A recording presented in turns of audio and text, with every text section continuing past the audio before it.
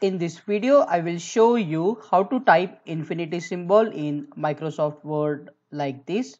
There are three quick methods to insert infinity symbol. Let's get started. In the first method, go to the insert option, click on the more symbols here and you will see this option. Now under the font, make sure you select the normal text. Select here mathematical operators.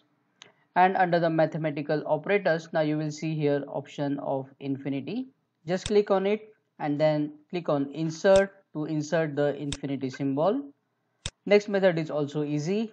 This time go to the equation option, select here basic math and click on the infinity symbol to insert the symbol. You can also write INFTY and press spacebar on your keyboard to insert the infinity symbol. Next method is a shortcut.